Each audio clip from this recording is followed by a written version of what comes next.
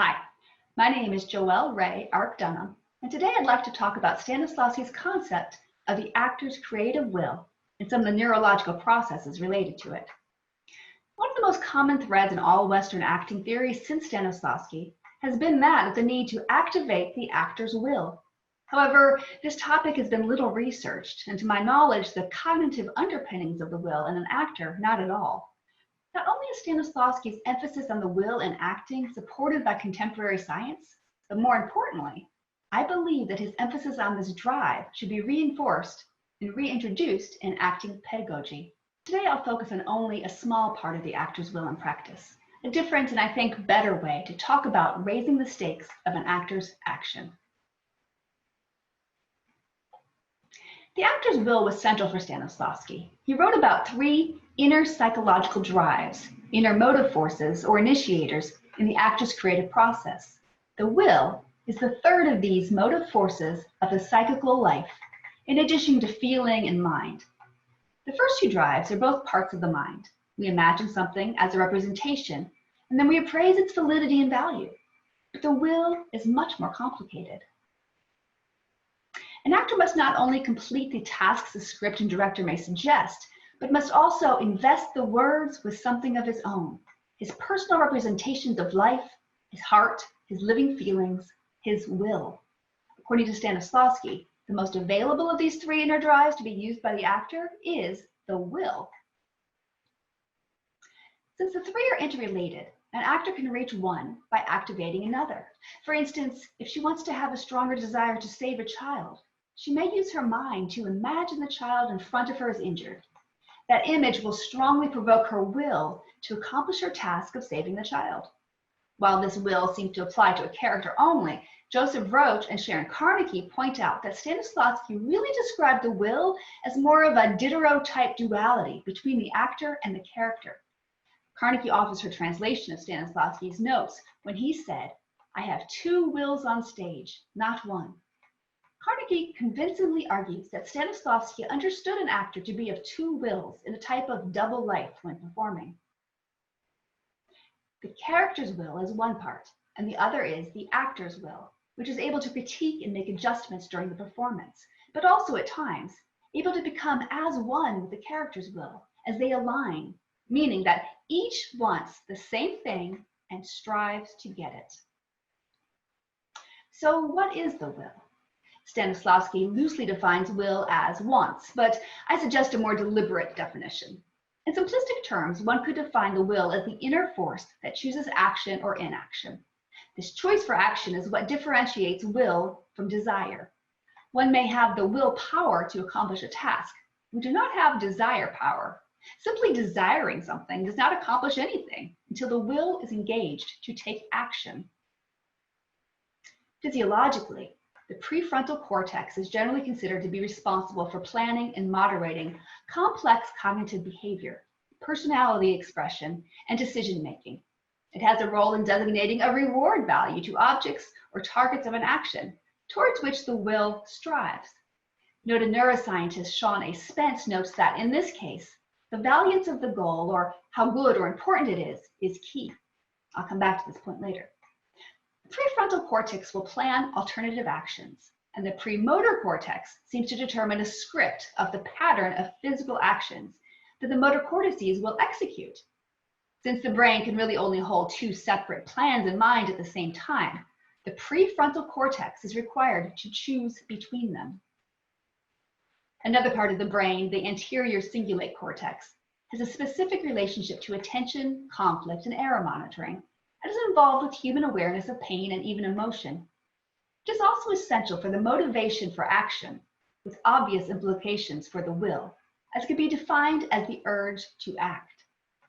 The anterior cingulate cortex is also activated when a subject must pay attention to an action and when habitual responses must be dampened.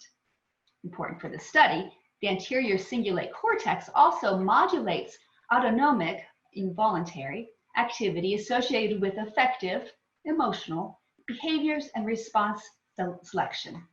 In other words, it uses emotional cues to relegate autonomic bodily processes. For an actor whose automatic bodily responses sets them in a nervous panic, causing dry mouth, shaky limbs, nervous tics, and heart palpitations.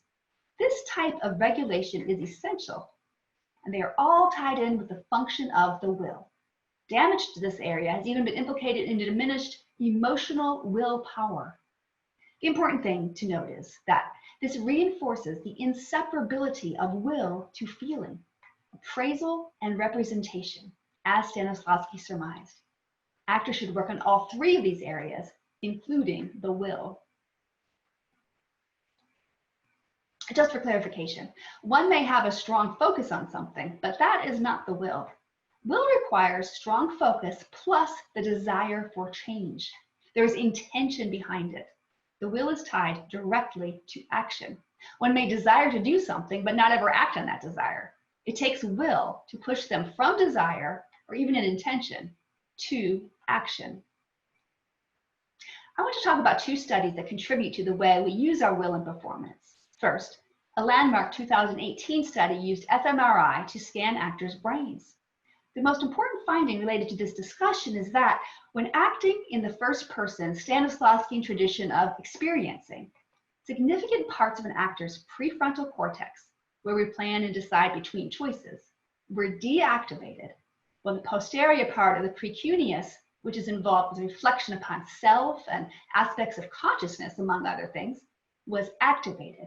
One could say the I am result. The authors of the study argue that these findings suggest that the deactivations might result from a reduction of thoughts related to the present self. So I'm not thinking about Joel. But the precuneus activation seems to represent a departure from a unified sense of self towards the dual consciousness that typically characterizes the experiencing or flow desired in dramatic acting. I'm thinking from my character's point of view. In other studies, scientists have found that if someone places their focus in on themselves, they automatically begin a self-evaluation process. Some people do this more than others, and those that have a high trait of self-focus usually are willing to put forth more effort on tasks than those who aren't. This greater effort results in greater goal achievement. However, just making the goal more important, raising the stakes in actor parlance, does not result in higher effort. Instead, people with higher self-focus traits seem to be more highly attuned to their environment. They seem to respond to priming effects more too, allowing them to more easily react to a stimulus. So, self-focused attention is a factor in achieving a goal more effectively, but this presents a difficulty. Actors need their attention on something other than the self. This seems to be one of the many paradoxes an actor must navigate. In training and rehearsal, there are times when self-focus, as is often practiced in voice or movement exercises, is essential. Self-focus on the character we are playing from a first-person perspective seems to give similar benefits during rehearsal. As Stanislavsky stressed, however, the focus of attention during the performance must remain not on themselves, but on the object of focus, usually a scene partner.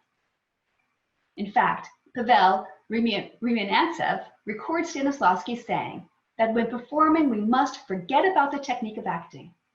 Technique is only of value on the stage when you forget all about it. You have only one objective in your first scene, to look at Olga and Tatiana and please them. We are to use our wills to shift between self-monitoring and playing character objectives while rehearsing, but to will our attention to its object when performing.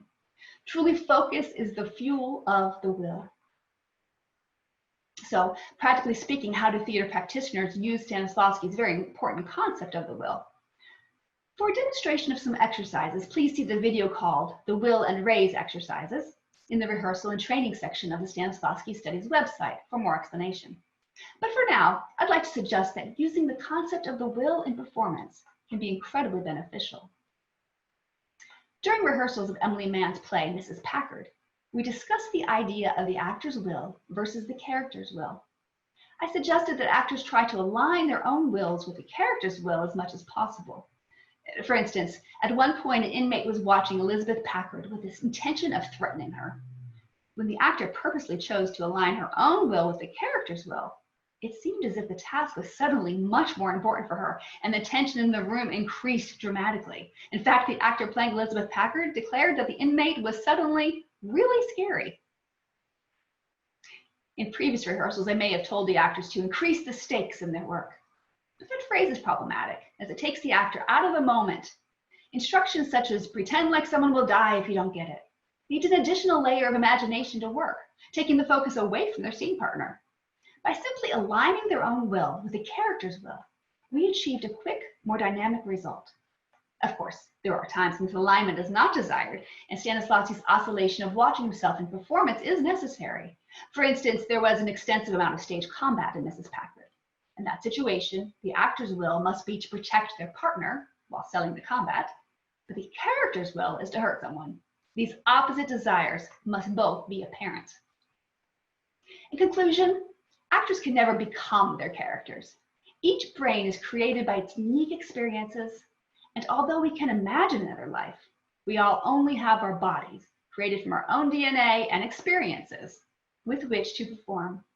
However, actors can focus their wills to align with their characters' wills, resulting in dynamic action on stage and the experiencing Stanislavsky promised. Thank you for listening.